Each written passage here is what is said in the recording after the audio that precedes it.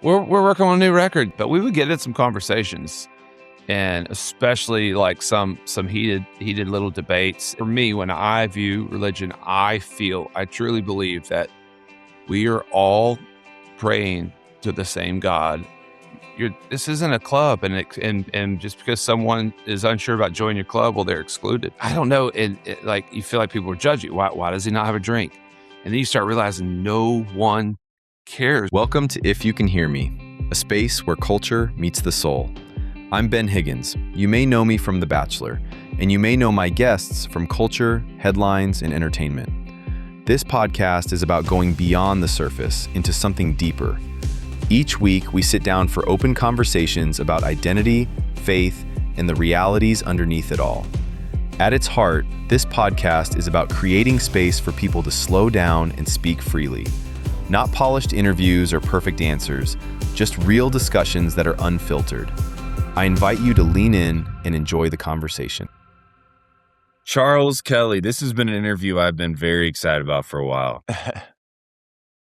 Well, I appreciate it, man. It's cool to get to see you. Before we got on, we were chatting a little bit about golf. So I'm already like, I'm in my wheelhouse now, Yeah, Here it's just, that's a tactic to get you comfortable. yeah, it is. I could say, and I feel like I have a good touch on the celebrities who play golf. It is like it's the competitors that I compete against that I never beat. And so I've, seen you, watched you play. You've gotten to do some cool things in your life. And today, I mean, so many people know you from Lady A, and so many people are fans of you. But today is really about kind of like uncovering who you are as a person. And I think that's always the most like interesting and exciting thing for me. Well, that's awesome, man. I appreciate you having me. No, I love talking about some of the journey, especially, I'm sure we'll get into it, a little bit of the sobriety journey I've been through, which I think is probably one of the biggest reasons I've gotten a lot closer to my faith, but it isn't as traditional. I will say mine is not like as, maybe like we're, like as fundamental as some, but I think that's what's cool about faith and belief is it's a journey, and it's a constant, learning to kind of to find it and get that stronger connection as you go. We had Peter Rollins on a few weeks ago. I don't know if you're familiar with Peter, but he's a comedian, and it was really fun. He and I read a lot of the same people, and it's kind of where I'll start. It's not the most interesting question in the world, but when it comes to faith, like who do you read? Who do you lean into? For me and Peter, it was the Campbells and the Richard Rohrs. I really find myself learning a lot and relating to them. But who are you kind of leaning into? Man, I will say that Richard Rohr really definitely made me feel a little bit less alone when I read that. Just to be a guy that is just so incredibly knowledgeable, but still had such this, I don't know. It's like said things that was like, wait, that's kind of how I've been feeling, and that God's kind of all around us and within us all, and how we interact, with each other. Like, and so I've always struggled, growing up, going to church, and I've struggled to separate sometimes human fallibility and church with God. And it's like, so when something I don't agree with goes on with human beings and people that are in church, then all of a sudden it taints this relationship. And I've had to like separate that, from, sometimes even the church. That's always been the thing I think that actually kept me from wanting to develop a stronger relationship. And so now I found faith through, even in some of these like AA meetings I go to now. I've been sober almost 4 years, and I treat that almost like my little Bible study, because you get it does have a a bit of a faith based, or at least some sort of belief in a higher power kind of attached to it. And I think without that, it's hard for people to get through it and realize there's a reason for, all these things that we go through. So, but Richard Rohr was great. What was the other? Was it Arthur Brooks? Is that his name? I read some of that one. And then, I'll read in the beginning, I read a lot of that, they call it the AA Big Book, and there's a lot of, spiritual stuff in there, but man, I try to just find it in human interactions and in moments with my family and quiet time. And, we, we'll obviously pray together before, dinners at night and stuff. But again, like I don't go to church. So again, I'm not this like traditional, um, Christian in that way. But, like my bandmates, Dave and Hillary, I mean, they have a strong faith, and they always have. Mm. I mean, Hillary even made a faith-based record with her family. And so, it's been, I think, cool for them to see me kind of even slowly like start to develop that relationship. But I still feel like I have so many questions, and I'm still kind of defining what it is. And I think that's okay. And like even reading, guys like Richard Rohr, and it's like he's constantly evolving in his faith. And that made me feel a little less alone. And like, yeah, we're all, we're still, there's still a lot to learn. There's still a lot to connect with. And I don't know, it made me feel really, really good. Like I don't have to have it all figured out. I don't have to have all the answers. I don't have to say or think I have all the answers yet. The little side note, I was just reading the history of AA. I don't know if you knew this, but one of the initial meetings came from the golf course. Oh, now that I didn't know. I knew how it started with the two guys, watching the plane Dr. take off. Bob, and yeah. Oh, that's cool. Yeah, I'd recommend looking into it. Let's start kind of at the beginning. Obviously, you've been a member of Lady A. Your breakout, I believe, came in 2010, around that kind of season. You had 11-time platinum hit, Need You Know. Need You Now. Need You Now. I actually said that wrong. Need You Now. Yeah, don't worry. People say that all the time. They're like, man, I love your hit, Need to Know. And I'm like, close. The new project that you're working on is Songs for a New Moon. I did say that right. Yeah, you did. But obviously your resume as an artist speaks for itself, with your band, and I want to lean into your new project a little bit. But I'm curious because I think in the fundamental church or in the church in general, when you're so close to somebody who isn't pursuing God and isn't feeling connected to God, it feels like a calling or an obligation, whatever you want to put on it, to kind of help that person and speak into that person. Did you feel that pressure kind of? I mean, you just said that your bandmates, I think, are very excited about the path that you're on. But before all this, how did they stand beside you? Man, they were really understanding. They've never been pushy or anything. And I mean, I think that's one of the things I always loved about it. But we would get in some conversations, and especially like some heated little debates. And I was always just so impressed at how like firm they were. And I believe that's belief. And I'm always like, well, why? Well, what is this? Well, how can you explain this? And it was all, and so, I think that's the thing that I've found is like,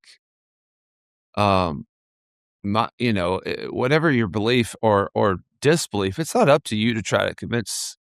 I get what you're saying. Like you definitely want to spread the word and bring and there is some of that. I mean, I think they always prayed for me. I know when I got sober, I mean, that was one of the things they were like, Hillary and Dave were like, I prayed for this, and I prayed that you, as then I kind of shared my stronger connections. Like I prayed that you would get the stronger connection. My dad really did too. My dad was always like, I really want you to try. And I'm like, man, I'm trying to. I'm just like, these questions are hard for me to wrap my head around and justify. And so it's really interesting to me. I think there was a way that they did it that was so subtle, and they knew that's the way to do it with me. I mean, if you sit there and try to push it, I'm the kind of guy, I'm going to go even further and further away. And so I think that's that delicate balance that, with anyone that, wants to try to share their beliefs. You kind of have to read people and see how they're going to take it. But I don't know, for me, I've just, I think they always, like I said, prayed for it, and I think it's brought us so much closer because I think we feel a little bit more connected now. Like I'm not this outlier who's, you know, kind of living for the moment only. And that was how I kind of always felt. I would justify that for a lot of the drinking I did too. I was like, listen, man, life's about collecting as many heightened moments as you can. Let's freaking go out here. Let's have the best shows, you know, freaking live it up that night. And that's a moment. And then we go on, we try to do that again and again and again. But I don't think I could always tell there was a part of me that was like, well, but what am I here for? And what is my purpose? And I really felt like, do people like respect me though? Like my friends at the end of the day, I'm like, I know we're friends, but like, I want to be a guy where they look at me like, that's a good guy, you know, and that guy stands for something. So I think that's been the journey I've been on. I feel like I feel like it's almost like a second half of life, you know, that Richard Rohr talks about. And I really feel like I'm on it where I'm like, wow, this is like a chance for me to you know, put aside this guy and just go, okay, now what's this journey going to look like, and treat it almost as my new adventure, you know, in life. And so it's been kind of cool to chase that down. And I mean, to get to like, you know, this solo record I made, you know, after a few years of being in this, I was like, man, I kind of want to share this journey and this like excitement and joy and the blessings I've been kind of given from it, and the vulnerability and honesty, because it was a hard journey. And I mean, I put people through a lot, especially my wife. And so it was kind of cool for me to be able to have this like cathartic moment and make a solo record out of that. You know, I couldn't go to the band and say, hey guys, I want to do this record. Oh yeah. And also I want it to sound like it came out in the 80s. So I think right off the bat, it was like, okay, this needs to be, you know, something for me just to do. And so it's all kind of in there, all the struggle and the joy and the, you know, just that self-awareness is in this record. One of the things I'm picking up on is you're a very curious human. You know, a lot of these big questions, I think, and it's one of if I was to get on my soapbox, it's one of the underrated skill sets and personality types within any faith tradition is the curiosity to say, hey, that doesn't settle well with me. Let me sit on this for a second, ask the questions, explore it a little bit. Maybe there's no answers, and that's okay. But do you feel comfortable with the curiosity, or is that? For now, I do. You know, I think for me, and again, I know this is hard for some people to hear because it's like they get so into their thing. But for me, when I view religion, I truly believe that we are all praying to the same God, and we have the history of religion. It has just, you know, it keeps drifting off to different, you know, kind of, you know, ways to believe or different, you know, specific ideologies. But really, I truly believe in my heart that everybody and from all different religions, we are praying to the same God, and we just have defined it in different ways and put different drapes around it, you know. But that's just me, and I feel like, well, it's also Paul. You know, I mean, when you read Paul's words of, you know, he goes into Athens and he's like, hey, here's you know, the statue of the unnamed God. I want to tell you this, the unnamed God is. You've tried all this stuff. You've been praying to something greater than yourself. You know, there's something greater out there. Let me communicate to you what, you know, I believe that God is. Well, and doesn't that tell you that there's just this innate ability in all of us that we know and we feel there's something greater, and then we want to define it. And I think we all, you know, have found different ways of defining it. And the thing that always didn't sit well with me was like, depending on what family you grew up in is what you were going to believe in.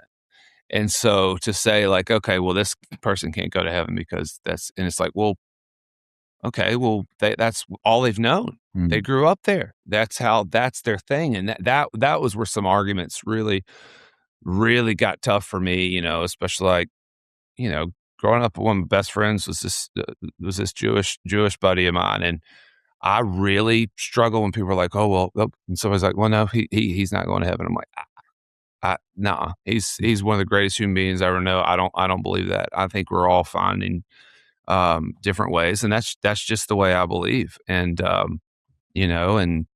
and I have a tough time seeing the argument and some of the criteria to get to heaven and some that aren't, just because somebody, did this or lives this certain lifestyle. That those kind of things really are things I struggle with, and I'm not a fundamentalist in that way. And I totally understand when people are. I just feel like for me, man, I think it's a God of love, and this not this fire and brimstone punishment type of faith that I live in. There's a quote that you have about putting God in a box. It's a longer quote and it has some more context to it, but one of the points you make is that you don't want to put God in a box. And I read that and I hear that, Charles, that you believe that God is so much greater than any, words, concepts, like this God is so big within everything that it's hard to, simplify it in these kind of ways that we as humans want to simplify it. Exactly. Can you speak It's to that not a little club. bit? It's not a club. Yeah, it's not a club, and it's not, this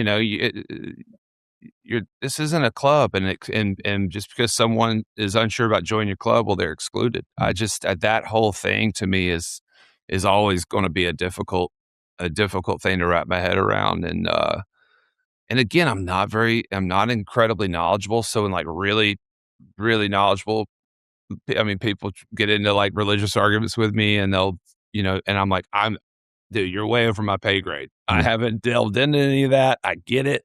And I know this is where you're coming from. It's what you believe. But I was like, just for me, at least in this journey where I'm at, I mean, it may change. And I think that's why I'm kind of liking where I'm at, because I'm kind of letting it show itself. I was like, dude, there may be in 10 years, I may want to be one of the strongest Christians and knowledgeable and all, but like I'll be in, on a plane or something, and we'll be in conversations with David Hillary, and they'll be like, oh, and this is when, this is when Moses did this. Oh, and this is when Paul, and this is when, Ezekiel. I'm like, dude, I know the basics. I was in church, literally, dude. I would be in church. This is how zoned out I would be in church. Sometimes I would be making up songs. I would open up the hymn book, and I would be making up like melodies in my head to like the songs in there that did match whatever it was. I mean, I just was, it was an interesting, I would take little tidbits, and I'd always feel something from the music and the hymns. And then I would just go into like zone out world. So like, I feel like I went to church pretty much every Sunday growing up, and then it's like nothing went in. Nothing went in. Well, I mean, and this is one of the beautiful things I think about the human experience, is this journey of discovery and questions and exploration and the search for authenticity, right? I mean, one of the things that so many people today have church trauma with is that the church felt like it manipulated, persuaded, or pushed them in a direction that wasn't authentic to maybe who the individuals were. But you would admit that you're on a journey of faith right now. What kind of was the catalyst to that? You grew up in the church. You stopped attending the church based on what I think I've read. But then recently you've kind of started to come back to faith, to a personal relationship with God. What caused it? I mean, definitely getting sober. I mean, it was just, that felt like such a God moment. It was when I finally, kind of just relinquished to it. The process, I kind of always knew I had a problem over the past, probably 5 years leading up to it. I mean, I was always, ooh, that's a dog. That's a big boy. It's just a delivery guy who would get his head chewed off and walk through my door. Yeah. We're good. You can keep going. Oh yeah.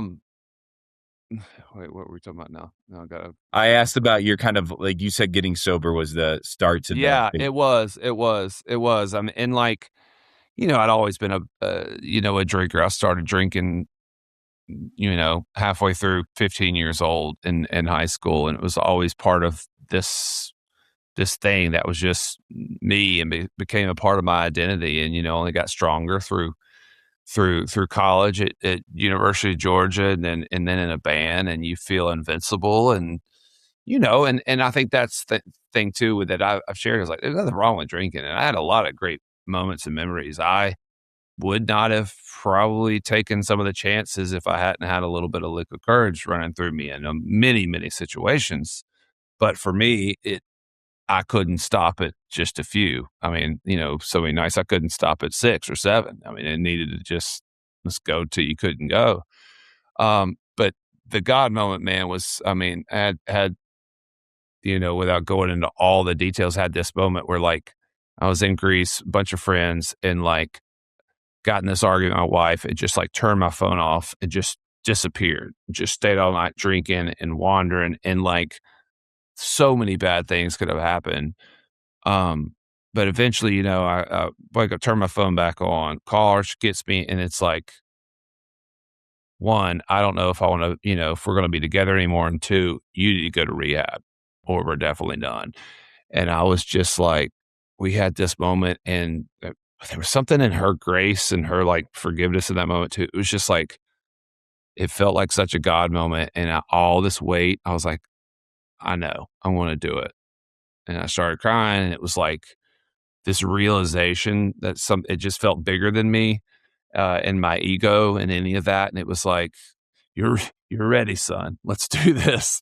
And I don't know, it was like, as I was there, I went to this place for a month. It was like just the release, and this, like, all this stuff I was holding on to just released. And we would be hiking through the mountains, and I would just look at nature differently, and it just felt like such a God moment. And it was the beginning of this journey, and it keeps going. And I feel times where I've got a really strong, I'm really dialed in and connected, and I feel like, I can be like I am now, like, focusing on my record, and, like, all I'm thinking about and all I'm dreaming about is this record and music and stuff. And so, I go in these ebbs and flows with it, but hands down, the gift of desperation, of, like, getting to a point where I needed help that could have looked like such a negative maybe to the outside world. I had some people like, "Oh, I'm so sorry you had to do that, go through." I was like,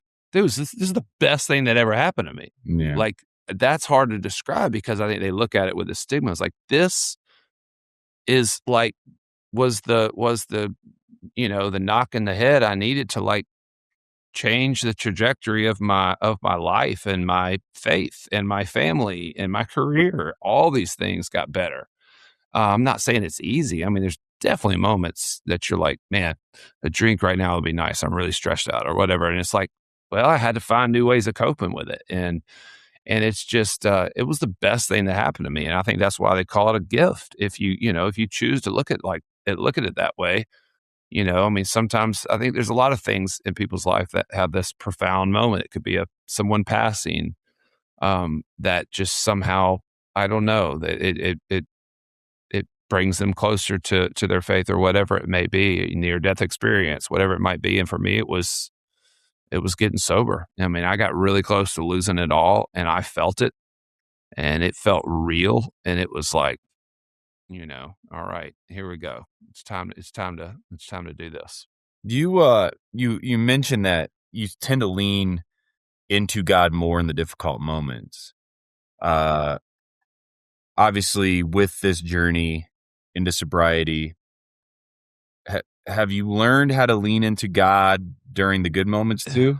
Yeah, it's definitely the beginning. I mean, I think most people, it's like something's bad's going on. It's like, God, please get me through this, get me through this. And I think that definitely is the beginnings for me. And then, I have so many moments. I've had more moments in the past year, it felt like. And I got a 10-year-old boy, and now I have this 7-month little boy, and it was a big surprise. I mean, we did not think we were going to have kids. We're not planning to, and just out of nowhere, we were like, oh my gosh.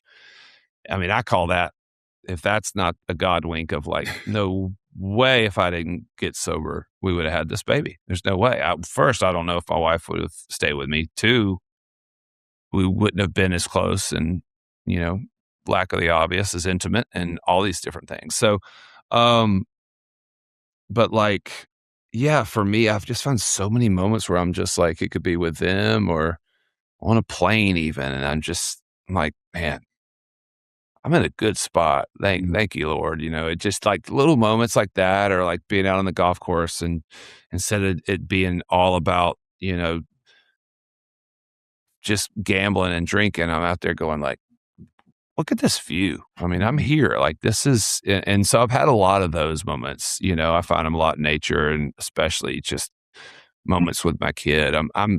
I feel like my little 10-year-old's my little best friend. And I have so many moments where we'll just be together at the end of the night, reading a book, one of his books together, or the other couple weeks ago, he read this book called Hatchet. So we wanted to go camping. And so we did kind of a quick little poor man's camping trip. And I don't know. I had so many moments where I was like, this is special. This is, thank you for getting me here, And so those are God moments, I really do. I feel like they're in there, I think I'll ask an elementary question if you don't mind, but for somebody out there listening who's in the midst of some type of struggle, addiction or whatever it may be, I think the scary part for so many is, hey, life beyond this isn't going to be enjoyable. Those, you kind of spoke about at the beginning, one of the reasons why, you wanted to have a drink at night before shows, because you want to make this the biggest, there's 1,000 excuses to why we need to just make sure this is memorable in whatever way we can. Can you speak into what life has looked like sober, the joys that come from it, also maybe even the struggles, maybe their fear is real, maybe everything isn't as great. Speak to it a little bit. Yeah, I mean, I think everybody has a little bit of a different journey with it, but it's crazy how similar the stories are. The first year, it's tough. I mean, it's funny. I think a lot of people like come out of the first few months and they're like, okay, I got this. And they're like, man, and I'm really into it. And then it starts getting tough. That 3 months to the first year, you're just like, oh man, all right, this little cocktail party I have to go to, for me a lot for like work or something. I'm like, that was boring. That was hard, but like, I don't know. Like, you feel like people are judging. Why does he not have a drink? And then you start realizing no one cares what you're drinking or not drinking. Mm-hmm. No one cares. They just care about the drink that's in their own hand. And like, so little things like that, the social aspect of it. I mean, I was like, okay, what's it going to be like going on stage? I mean, I'd done a couple shows, TV, like quick appearance without maybe having a drink, but most of the times not. Mm-hmm. I mean, heck, I was even justifying having a whiskey before today's show at 7 a.m. because I needed to open my voice up. Mm-hmm. And it was almost like this little trigger crutch, and so you find different tools, man. You do, and there's certain things I realized, man, maybe I really didn't enjoy a lot of those things. I was just kind of drinking helped me get through them and enjoy them, but maybe I'm not quite as gregarious and sociable as I thought I was. It was the alcohol. I miss some of those moments. I miss maybe a little bit of that looseness, but now I have this realization. I always know where it was going to go. And I see it in other people and I'm like, oh my God, I'm that guy. I was that guy at this party that literally I'm like, when is he going to get away? Oh, stop. She's talking. Don't interject her. Oh my gosh, he's about to make a fool of himself. And he thinks he's the life of the party. And all he is turning into this egotistical jackass, for lack of a better word. And it's just, I can see it also clearly. And so I think a lot of that is a part of it. Is just like, yeah, in that moment, you think you're having fun, but man, you don't have to worry about the regrets. I mean, so many times I'd be stressed out about something or something I'd done, and I have to drink to stop thinking about what I'd done, wrong. And it was just like, or how I embarrassed myself. And I don't know. It's just a different way of looking. And that's why I look at it as the second half of life. It's like, this was Peter Pan. He had a blast. It was awesome. and then it was also not awesome. There was a lot of great things and a lot of things I learned from. And then this is kind of this new journey. It was like, okay, what kind of man do I want to be? What kind of example do I want to be? What kind of legacy? It can't just be about, hey, had some really great hits on the radio. It can't be about, okay, he was financially successful. What's making me happy, and what's going to be the mark I'm going to leave? And I know I do. If there's a little bit of an egotistical side of it, I want to be respected in this town, man. There's a lot of artists I just look up to, and I'm like, there is a calmness about them. There is a nothing to prove confidence that I see in some of these older artists. I'm like, I want to be that, and I used to be the guy I was like, look at me. You better I better come in. I want you to remember me. So I'm going to be a little louder. I'm going to try to be a little funnier. And now I find that you get more of that when you just sit back and you find your ways to kind of, interject and read the room and I don't know, a little bit more giving with myself, I guess. Yeah. There's Dave Gibbons is a pastor out in California, and Dave Gibbons is one of the most respected people I've ever met, just from anybody that meets him. And I asked him about a year ago, I said, how in the world do you do it? He's great. I know he's great to be around. And he just simply looked at me with one of those wise, comments. And he said, because I create this space. And I think people are just looking for people that create the space. And he does. He sits back and he's available. He doesn't need to be the loudest person in the room, but when you're with him, he's with you. And I've always found that to be, in the last year, that sat with me in a way that has changed the way I try to deal with people.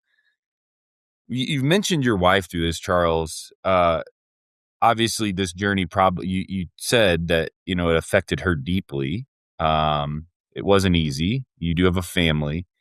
What did she do in the midst of all of this, from when you're in the middle of it to then obviously when the precipice happened and she said, hey, you got to go get help, to now, kind of how has she been a partner to you personally? Oh, I mean, I think it's the reason I've been able to stay with it and stick with it. It's the reason I went, and it's the reason I've been able to stay with it. I think support in the journey is so important. You have to do it for yourself, first and foremost. They kind of teach you, you have to do it. You can't just say, hey, I'm doing this just to save my marriage. I'm doing this just to keep my, if you're younger, keep my parents off my back. You have to want to do it for it to stick. What got me there was to be maybe early on was probably yes, I want to keep my marriage together. But then what makes it stick is doing it for yourself. But man, the support, it just makes the journey so much more enjoyable. And I mean, she even started getting involved in, in the Al-Anon, which is kind of the AA for spouses or kids and people in that journey. And so she dug in, man. And she's always had a much stronger connection with her faith than I have. And so, it's she's been really patient with me, and kind of it's been kind of a cool, interesting, kind of connection that we've, tried to kind of even, garner more now than before. But she always, it was different. It was almost like before I got sober, I always felt like it was constant babysitting, and she was just getting on to me. And so there's a lot of tension towards the end where it was like, I'm a grown man. I'm going to do what I'm going to do. And it just was a lot of this, and then afterwards I realized it was just this incredible worry and sadness at what I was, where I was heading and what I was doing to her. And so then, I don't know, now it just feels like we just constantly stay on it. It's a new connection point too that we have, her Al-Anon and this, AA and this journey that I'm kind of on, and we're both equally trying to help other people kind of in our sphere. That just, we get sent so many people. I mean, my wife, I think, helps more people than I have. I mean, she's, especially a lot of other wives that are going through the same thing. It could be, with her husbands, what they could be an artist or not. But I feel like we're kind of both letting that be a little bit part of almost like our giving back, in a small way, is just really sharing our journey with these people. And that's probably the best thing you can do, is just share your journey, and and not tell them, hey, well, this is what you should do or shouldn't do. It's like, this is what I did. This is what we did. But I do think when you have someone, especially a spouse, that can kind of walk alongside you, it makes it a lot easier. Because I do have friends where it's, the spouses are like, well, listen, this is not my fault. It's not my journey. I'm not like, but man, when you have someone that does, and you create that empathy, because, none of us want to no one wanted to become an alcoholic. It's just this thing, and you become not yourself. And so I don't know. I think she just always kind of saw the man inside me, and just, and I don't know, the insane amount of forgiveness, insane amount of, grace through the journey. But I think it's made her stronger to where now she has even this, extra purpose to help other women, women that are going through the same thing. So it's been pretty cool, man. I'm amazed at how much she juggles, and a lot more than I feel like I have to juggle. The word that comes up a lot during this conversation is respect. And it sounds like her respect for you is incredible. She sees the man you are. She sees the dad you are, the husband you are. And the respect that she has for you to also forgive and to say, let's do this together, to me is encouraging and incredible to hear. And I think one of the problems with, I've had a history of addiction, not alcohol, but painkillers.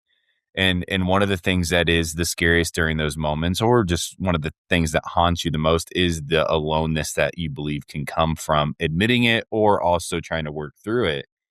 So to have people rally around you in a way that's not this, oh, I'm so sorry for you, maybe. Yeah. But a uplifting, like, hey, you're better than this. Is helped me personally, at least. That's awesome. Let's spend the last few minutes here. I do want to talk about this new project, Songs for a New Moon. It's just rooted in gratitude, second chances, and clarity. Obviously, we've talked so much about kind of what brought you to this new project. You mentioned that you wanted to sound like it was from the 80s. Yeah. But what kind of... as an artist, and I've gotten to speak to a few of them, I think it's very interesting. I don't operate this way, but you're sitting in church putting melodies to hymnals. Obviously, music is an outlet and also your passion. But what made you finally say, yes, this is a project I want to put out into the world? Honestly, I mean, I think I just started writing. Really, I mean, I just started writing, and a couple of the producers I was just writing with, producer writers, come in there, and all of a sudden he's like playing this really cool synth, melody. And I'm like, gosh, that's fun. And we wrote this song, and I was like, that's the most fun I've ever had in a writing room since the beginning, because it felt so new, And I was like, but obviously the band can't do this. This isn't country. And I was like, I can't, you couldn't even throw a steel over this or a mandolin and try to convince people it's a country record. And they're like, but I was like, but God, it feels so good. And so I was like, I don't know what I'm going to do with this, other than completely change the production. But that's what made it so cool. It was an 80s song. And I sent it to my manager, and she was like, this is amazing. And I sent it my publisher, and they were like, there's something here, man. I don't know, but I don't know what you're going to do with it. And I said, I don't know either. So then I just kind of went back, next time we wrote together, and we wrote another one. And I was like, all right, I'm seeing it now. This is the theme. The lyrics are very much my journey, this self-awareness journey. I've always loved singing. I grew up playing in cover bands. I always loved singing Bryan Adams songs and Journey songs. And I just love that. I grew up, I was born in 81. So I grew up listening to all that stuff when I was, driving in the car with my mom. And I just have it so much in me. And we've always been, a much more contemporary pop country band, So like Need You Now is, is definitely much more of a, probably the poppiest of our songs and most popular. But my voice it's not been a traditional country voice. So it's always felt like I can kind of go into this world, without it feeling like he's putting on something, It's still my voice. It's just under a different bed of music. And gosh, it was just fun, man. It was like fun to let it all out. I was like, I remember us having these conversations. Do you want like partner with a label? And this was like, man, they're not going to know what to do with this. I don't know what to do with this. Let me just make it. I've been fortunate enough to, have some success. I was like, let me pay for it. Let me have fun. I'll promote it. If I make my money back, great. If not, dude, this is just so much fun. It's been fun to see the doors kind of open up with it. Hasn't come out yet, but I'm like been hosting this yacht rock meets country thing on Sirius XM that they're going to put out, where I'm like interviewing some other my country artist friends and their love of yacht rock, and it's just fun, man. I'm at a place where I'm like, if it feels good, I want to try it. I'm going to go for it and have fun. And it's like I've got the mothership, which is the band. That's that's the bread and the butter, and something that will always I want to protect and cherish. But then I can kind of take some chances over here and have some fun. And if a couple of them fly and do something cool, that's great. And if they don't, I mean, yeah, you're going to be like a little bummed out, but like I'm so proud of the record. Like I know it's a cool record. I feel like it's a cool record, and like when people hear it, I think they love it. But it's hard for me at 44 to like break through in a way, I think, like we did in the beginning with like Discovery. So I have a really, I think, healthy like expectation for it, but it's been fun to see it kind of build and grow. And I already had like a couple top 10s on like adult contemporary. I mean, that's what it is. It's soft rock. It's just, and it's kind of cool to see like, all right, this is something different, man. This is fun. It at some level too, though, it's also reflective. And when you're writing this stuff and sharing your journey and the lyrics to your life, you said it was fun. I would think like some of this would be very difficult to have to put on the paper. For sure. But like, I think that's what I love about that. Like, some of them are difficult subject matter, like Can't Lose You, but gosh, the track feels fun. And the track makes you feel it's so I would say it's almost more inspiring than if that's what it was meant for. It's like, dude, hey, like I was down in the dirt here, and then I saw the light. I mean, that's kind of the type of, that's not a specific lyric on any song. Yeah. I can be a little more poetic than that. Down in the dirt, I saw the light. Here we go. But that's a lot of that theme. And I mean, definitely some of the the more vulnerable ones. I don't know. I am so, and maybe I think the biggest thing for me through this journey is like you taught to just shed the shame, and I'm just not in this world where it's like that was me, and I don't hold on to the sadness or the shame like of it. I don't know, and it's really just because I know it wasn't me, and so I don't know. I move forward so I can kind of reflect on something and look at it almost like, wow, I don't even recognize that guy, but I was that guy, and I think that's. I think it's if anything, if there's any inspiration in my journey is just like, especially for couples, is like separate the man or the woman from the disease. I mean, it is like, it's people can make mistakes, giant mistakes, and come back from it. And, I think when someone does and you give a chance after, listen, all like totally, but like, I don't know, man. I mean, if my wife had not been with me and stuck with me through this, and I think she came close to not, but there's that one decision that just changed the trajectory of my life, our family's life. And so I don't know. I just think we're more resilient people than we give ourselves credit for. And if that's not God and that's not faith, then what is it? And so, and that's where I'm finding it, Yeah, it definitely has to come from something greater. Something pulling us to a place of love, of eliminating the shame. of moving forward in the best way we know how. Hey, final thing for you, Charles. It's so fun to talk to you, and obviously, I wish, in a lot of ways, I do wish this was a golf podcast because we could have sat and talked about golf for the last 30 minutes just as easy.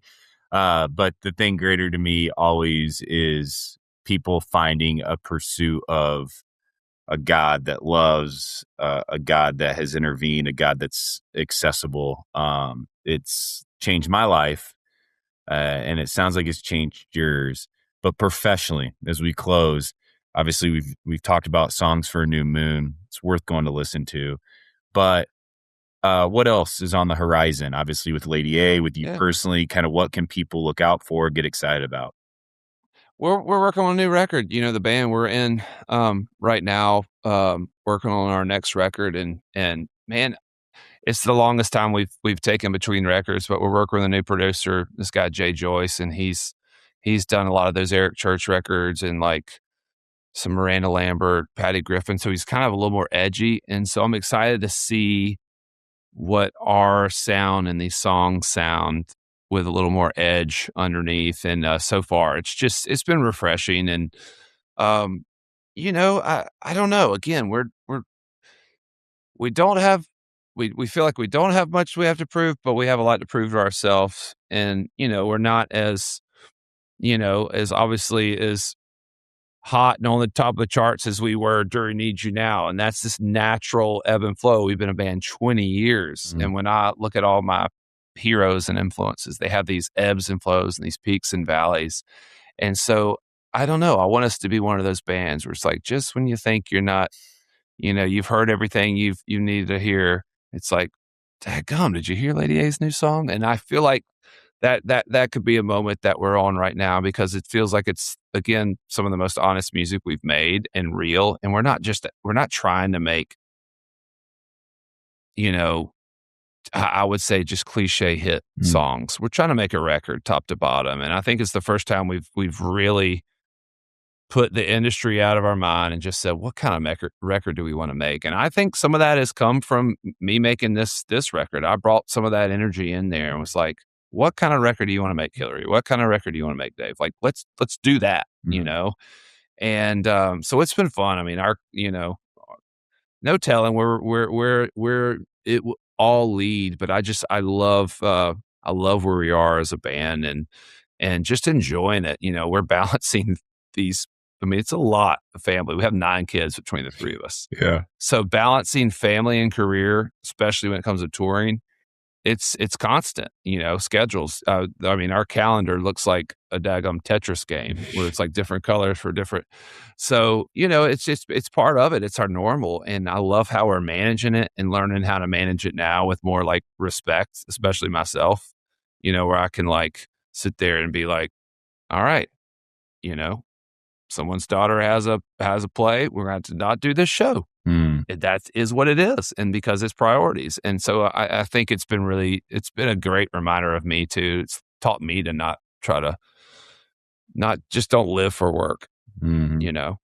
So what 20 years together. 20 years, dude. What a wild change from the beginnings to now 9 kids between you all and navigating life.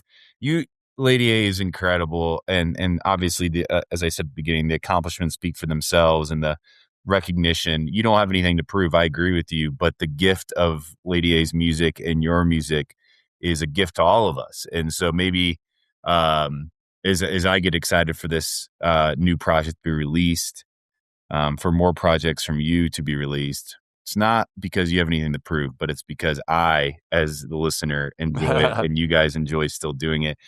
Charles, Kelley, thank you for being. Man, I just want to say it's not uncommon, but it isn't something you have every day, where somebody of your stature, of your level of success, of your public notoriety, is also willing to be as vulnerable as you are about the struggles and the journey you've been on. It's only going to help myself and the people that listen. So thanks for doing this, and we'll be excited for the music that comes from it. I love it, man. Well, let's tee it up sometime. My game is not in good shape, so if you ever want to destroy me, this is the time to do it. Deal. I'll take you up on that. I'm awful. All right, buddy. Thank you. Take care. Hey, friends, thanks for listening or watching. Would you take a second, follow, subscribe, and drop a comment? It really helps.